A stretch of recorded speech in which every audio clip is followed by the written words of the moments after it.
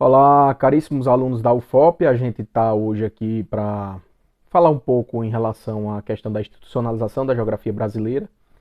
Esse processo, tanto de construção das cátedras universitárias, como também da própria institucionalização da geografia na Europa, foi um processo muito mais antigo, mais demorado, né? Quando a gente vai falar do Brasil, é tanto que a gente, quando fala de urbanização, a gente fala de urbanização pretérita, como Milton Santos nomeou, né?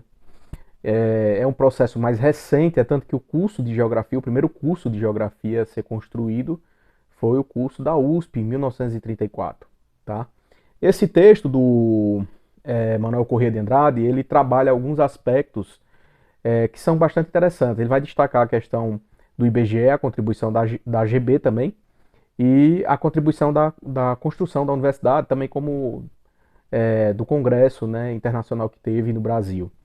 Bom, e uma coisa interessante, assim, anterior a esse processo de institucionalização, considerando esse marco, né, da construção da USP com o primeiro curso de geografia, porque essa conversa é um pouco mais longa, né? Se a gente for ver, por exemplo, Eduardo Girotto, ele trabalha, e outros autores, né, como a Dada Martins também vai trabalhar essa questão da institucionalização da geografia, pensando a geografia escolar,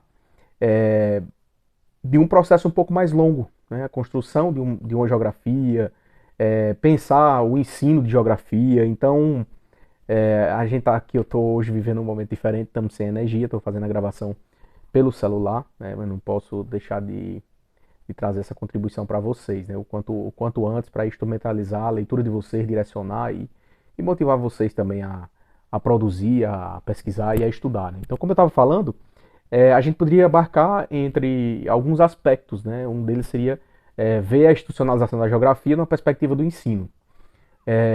E aqui é uma forma mais geral que o Manuel Corrêa de Andrade traz, porque ele vai destacar essas três contribuições que eu falei, a GB, o IBGE, a construção da própria USP com o curso de geografia, mas ele também quer destacar que isso, o conhecimento institucionalizado, não significa que antes não existia nada, né?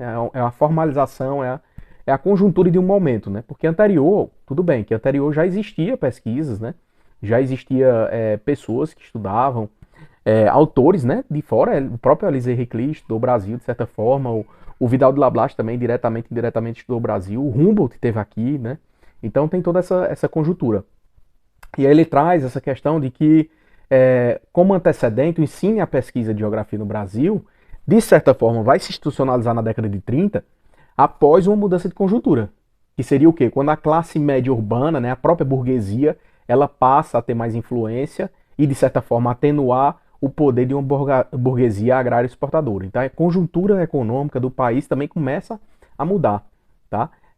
Milton Santos vai falar da década de 30, quando vai falar da urbanização, por exemplo, vai falar da construção de uma região concentrada, né? Esse processo de urbanização. Então, são elementos importantes para a gente poder saber que tem, para existir vamos dizer assim, essa concretude, né, dessas ações, existe toda uma conjuntura social, um contexto histórico, econômico que está acontecendo.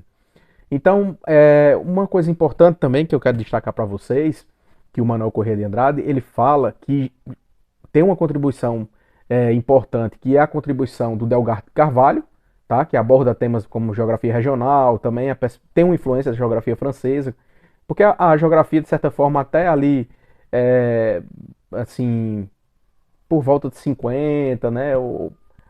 Tem um período de boa influência da geografia francesa. É tanto que os primeiros professores de geografia da USP são os professores franceses, né? E o com Delgado de Carvalho não foi diferente, também tinha influência de uma geografia francesa. Uma coisa interessante também a destacar é que já existia, né, uma sociedade de geografia do Rio de Janeiro, que foi fundada aí no século XIX, 1883. Agora, o ensino superior começa, né, com a construção da USP, a geografia, em 1934. E no ano seguinte do Distrito Federal, que na época a capital do Brasil era o Rio de Janeiro. Então, que aí depois vai ser a Universidade Federal do Rio de Janeiro, que surge aí em 1935. Então, são aí as pontas de lança, né, para poder gerar, né, toda uma contribuição de geógrafos, professores, lançamestres, pesquisas, e a própria, vamos dizer assim, a própria formação dessas pessoas, né, o ingresso dessas pessoas, eram coisas bem diferentes, né? A pessoa, por exemplo, acessar a universidade porque defendeu uma tese de doutorado, né? Não é um mediante concurso. E antes disso, acessar a universidade, ser um professor do magistério superior por um convite, né? É tanto que os primeiros professores, o Pierre de Fontaines, por exemplo, e eles foram professores que vieram de fora sobre um convite, né? Então, uma coisa importante que eu quero destacar também é que o pensamento lablachiano vai ter essa influência marcante aí, é tanto que o Manuel Corrêa de Andrade ele vai colocar o marco do congresso, do 28º Congresso Internacional de Geografia, que foi realizado no Rio de Janeiro. Então, aí de 30 a 56, a geografia brasileira, por mais que, assim, predominantemente, vamos dizer assim, tem uma influência de Lablache, tá? Isso não significa dizer que a geografia era só uma geografia que tinha uma influência vidalina, uma influência de Vidal de Lablache, não. Existe influência alemã também, influência norte-americana, mas a gente tem aí é, essa maior influência, né? O Pierre de Fontaines, ele, de certa forma, organiza a AGB em 34, aí em 34 a gente tem a construção também da USP, e aí eu quero destacar para vocês esses primeiros professores, né? Que foi o Pierre de Fontaines e o Pierre Monbeck, que vieram para cá, tá? Esses professores, eles de certa forma deram uma maior ênfase a uma geografia humana e regional. O Pierre Monbeck, por exemplo, ele se preocupava mais com o desempenho, já naquela época, né? Já se preocupava mais na década de 30, né? Com o papel desempenhado pelo capital. Claro que sobre uma análise às vezes um pouco diferente, mas já utilizava, por exemplo, o termo de classe social como categoria analítica.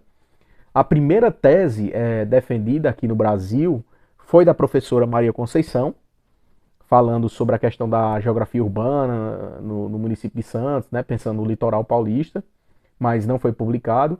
E como eu falei, né, alguns professores eles começaram a ter acesso à cátedra universitária, a dar aula na universidade, por motivo de apresentar uma tese de doutorado, como foi o caso de Pasquale Petroni e de Aziz Nassib Absaber, que vale a pena conhecer Absaber porque ele teve uma grande contribuição para a geografia física, para a geografia, para a geomorfologia, então ele é um dos grandes nomes, né? Então, por muito tempo a gente pode dizer que a USP ela foi sede da AGB e com isso formou mestres e doutores.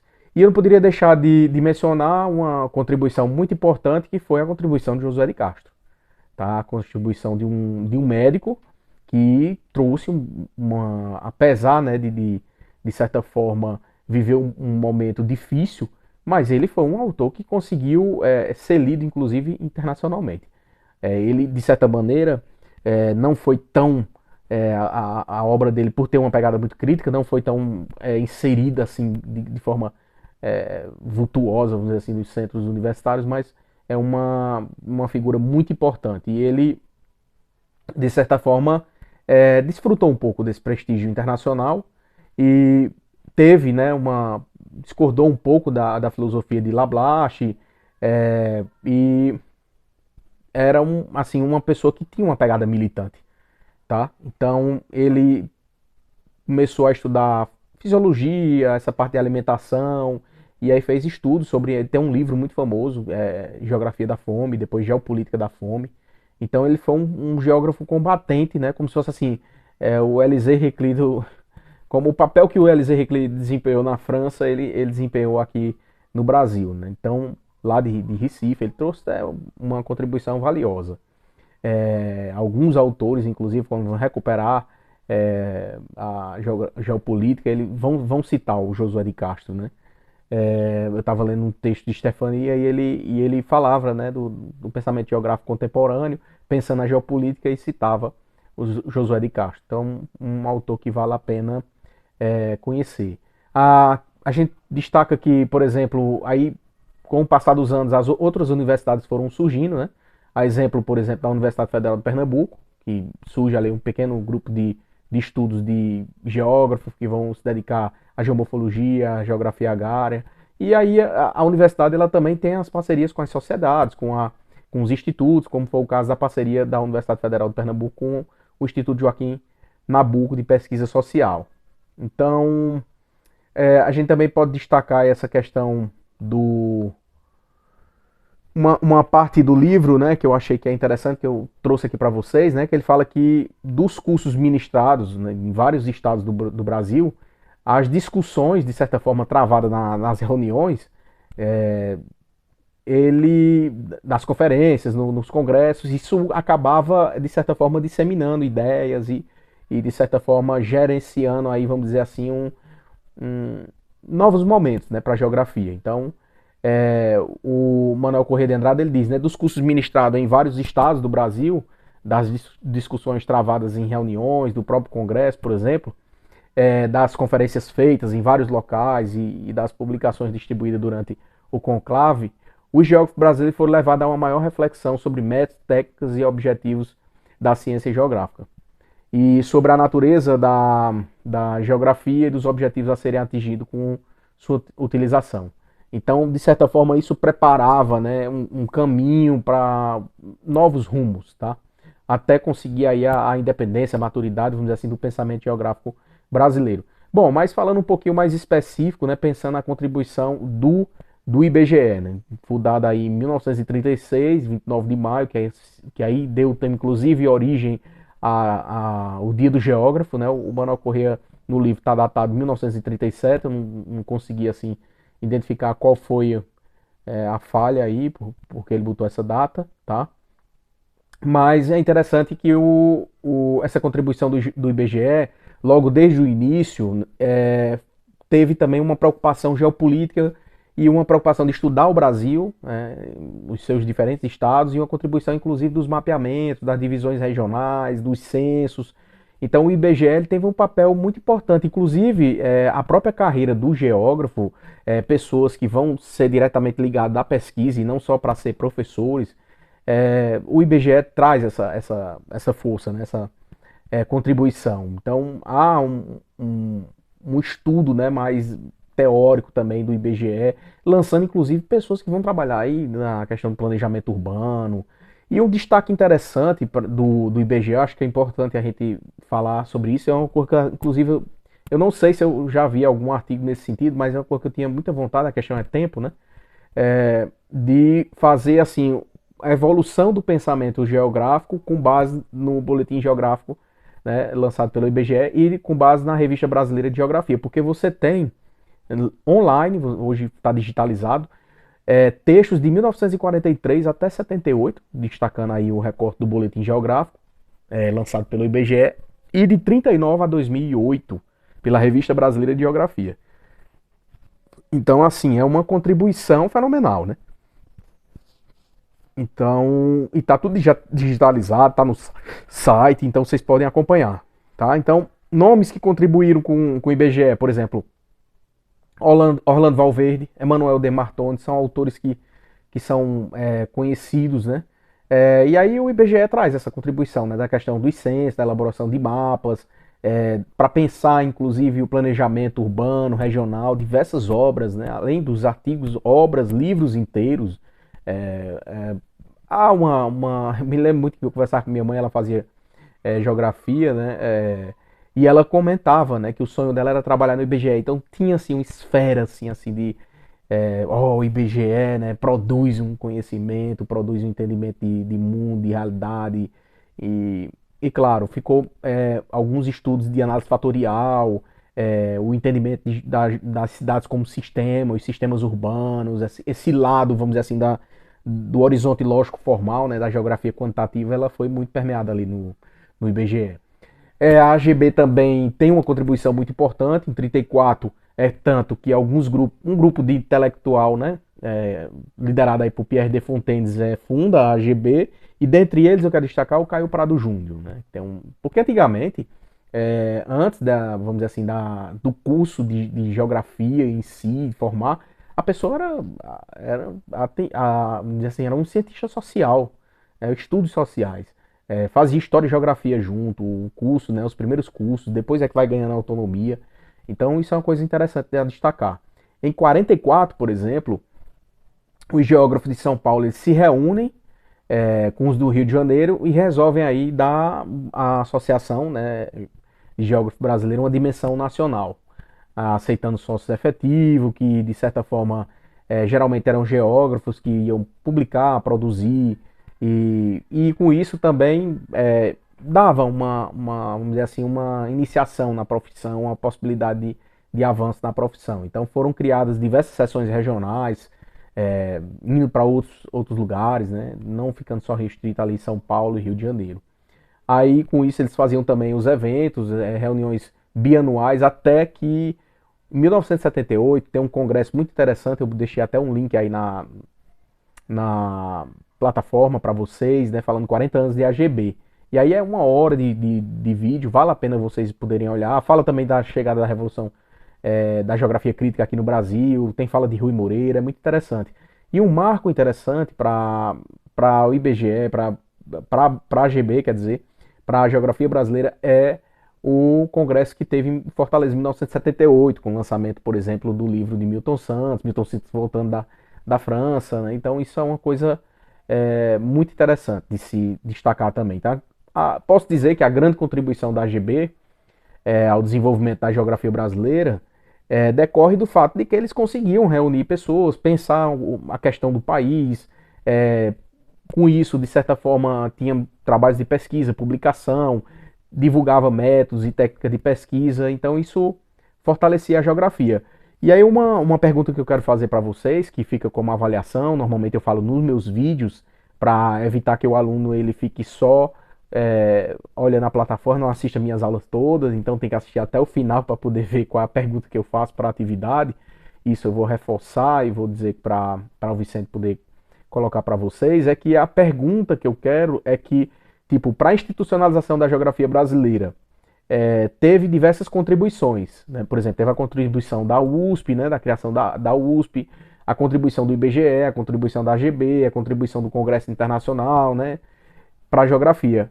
Mas quais foram essas contribuições e por quê? Porque é justificar, né? Porque, tipo, o IBGE, ele de certa forma, fortaleceu a profissão do geógrafo. Aí mostrar, né? Mostrar que essas pessoas, elas, de certa forma, começavam a se inserir no mercado de trabalho, para além da ideia de pensar a geografia na licenciatura, na educação básica, mas também pensar no planejamento e gestão urbano. Então, é uma coisa a se responder. Essa pergunta que eu quero, central, né? Qual a contribuição, né, desses três elementos, né, o IBGE, a USP e a AGB, para a formação e institucionalização da geografia brasileira? Qual a contribuição e por quê, né? Por que é que você julga que isso foi uma contribuição importante? E aí teve esse congresso internacional e a maturidade da geografia brasileira. A realização desse congresso, de certa forma, foi um grande marco para o desenvolvimento do pensamento geográfico. E, de certa forma, através disso aí, o geógrafo começa a buscar, encontrar caminhos para poder ter mais autonomia para estudar a realidade brasileira. E aí se desenvolve, né, vamos dizer assim, a participar de grandes debates entre diferentes correntes de pensamento, evitando aquele monopolismo de uma geografia francesa, né? Então começa a estudar problemas relacionados ao clima, à morfologia, à própria geografia urbana, à própria geografia econômica regional. Então são muitas formas, né, de fazer geografia, de pensar, e com isso há essa, vamos dizer assim, essa contribuição desse evento, do 20º, né, 28º, né, Congresso aí de Geografia Internacional para a geografia. Então são alguns elementos para vocês pensarem aí, ler o texto, né, porque a aula ela não substitui o texto também não substitui a aula, acho que cada coisa tem sua importância. E responder a atividade aí, tem um prazo bom, e caso sinta necessidade de falar alguma coisa, perguntar, tem o Vicente que pode fazer uma ponte entre vocês e a minha pessoa, e estou à disposição para a gente poder estudar mais, avançar mais, por uma disciplina que é tão importante, tá? Então fica a indicação aí também do texto de Eduardo Giroto, vocês podem pesquisar sobre a questão da institucionalização da geografia brasileira, pensando nesse recorte do ensino, tá? Então fiquem aí à vontade e avante, vamos às leituras, né? Independente de estar com energia ou sem energia, vamos focar nos estudos. Eu me lembro uma vez eu estava estudando, na época eu estava no mestrado, faltou energia, acendi vela e estudei à luz de vela, né? Até tirei uma fotografia para registrar o momento, né? Então, assim, essa aula, né, fiz aí um estilo mais diferente, preto e branco, por conta de estar faltando energia. O calor aqui é grande, né, Juazeiro do Norte, Ceará. E tamo junto, tá, pessoal? Superando as dificuldades e buscando se aproximar, buscando contribuir com a formação de vocês. Espero estar sendo útil e quando tiver um feedback, pode ser crítica, sugestão, pode ser também um reconhecimento, um elogio, destacar alguma coisa que gosta, tá? E tamo junto aí. Um abraço.